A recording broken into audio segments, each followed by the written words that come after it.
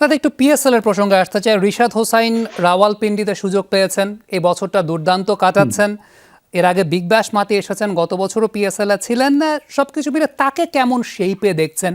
বাংলাদেশের তো দীর্ঘদিনের একটা আক্ষেপের জায়গা, লেগ স্পিনার আমরা প্রডিউস করতে পারি না, সেই জায়গাটা অবশ্যই রিশাদ হোসাইন বাংলাদেশের জন্য একটা অন্যতম রিলিফের জায়গা।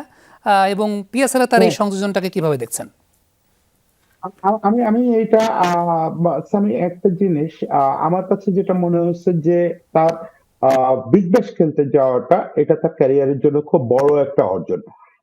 তুমি যদি দেখো এটা তো তুমি ধারাভাষ্য কক্ষে বসেই দেখছো, আর আমরা টিভিতে দেখছি যে সে বিগ ব্যাশে যাওয়ার আগে যে কাজগুলো টি-20 তে করতে একটু ভয় পেত, মানে এটা স্বাভাবিক। আমি এর মাঝে বলতেছিলাম যে একটা লেগ স্পিনারের মূল শত্রু হচ্ছে ভয়, এবং সবচেয়ে বড় অ্যাসেট হচ্ছে সাহস। কারণ তার তো আসলে পিটুনি খাওয়ার ঝুঁকি অন্য যে করার চেয়ে বেশি, বিশেষ করে সে যদি ক্লাসিক ঘরানার স্পিনার হয়। ইয়ে তো ঋষাদ তো টু সাম এক্সটেন্ট এই আজকাল যেসব চাহাল, রশিদ, কারো ছোট করতেছে না, ওদের মতো না। ঋষাদ আসলে অনেক ক্লাসি অস্ত্র আছে, ফলে ওর ভয়টাও একটু বেশি থাকার কথা। সেটা কিন্তু বিগ ব্যাশ থেকে সে অনেকটাই কাটায় আসছে। মাঠটা বড় ছিল, ওখানে টিম তাকে অনেক বেশি ব্যাক করছে, ফলে সে দেখো এখন অহরহ ফ্লাইট দিচ্ছে, টার্ন করাচ্ছে। তুমি যেটা ওই যে তোমার কণ্ঠেই শুনতেছিলাম ওই মুহূর্তে তুমি ধারাভাষ্যে ছিলে, কে যেন আউট হলো, যে লেন্থে যে কারিগরিটা করলো ওইটা সে তামিম, আজিজুল হক তামিমের বলটায়।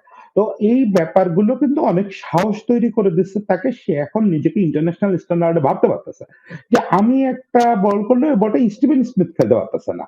এখন এই জিনিসগুলো কিন্তু শুরু হয়েছে গত পিএসএল থেকে। দেখো মানে আচ্ছা আমি অন এয়ার তোমাকে তুমি তুমি করতেছি, সরি। মানে যেটা হয় যে আমাদের দেশের লেগ স্পিনারদের মূল ক্রাইসিসটাই তো আসলে খেলার সুযোগ কম পাওয়া, এবং আমাদের দেশের যে উইকেট এটাতে আসলে খুব বেশি খেলেও যে খুব মারাত্মক উপকার তা না। তারপরেও মানে খেলারই তো সুযোগ পায় না। সেখানে ঋষাদের ক্ষেত্রে খুব গুরুত্বপূর্ণ হচ্ছে ঋষাদ বেশি খেলছে ইন্টারন্যাশনাল, তারপরে পিএসএল এ যখন গেল, গত পিএসএল থেকেই কিন্তু সে আসলে ইন্টারন্যাশনাল যে স্ট্যান্ডার্ড ওই স্ট্যান্ডার্ডে নিজেকে ফাইট করার যোগ্য করে তুলছে। এবং তারপরে এবার বিগ ব্যাশে আমরা দেখলাম সে আসলে এখন আন্তর্জাতিক গুরুত্বপূর্ণ লেগ স্পিনার হয়ে গেছে। এবার পিএসএল এ তার আসলে ওই নিজেকে বেস্ট করার পালা। এবার পিএসএল আমি বলবো যে যখন সে বিগ ব্যাশ থেকে এসছে, সে যেদিন পর্যন্ত খেলছে ওই দিন পর্যন্ত বিগ ব্যাশের সর্বোচ্চ উইকেট শিকারী স্পিনার ছিল। তারপরে ইসের বিগ ব্যাশ হোভার্টের সম্ভবত সর্বোচ্চ উইকেট শিকারী ছিল। এখন তার সামনে চ্যালেঞ্জ হচ্ছে যে পিএসএলটা যেহেতু আমাদের সাবকন্টিনেন্টে হবে, সে আরো বেশি ফেভার পাবে, উইকেটের ফেভারটা পাবে।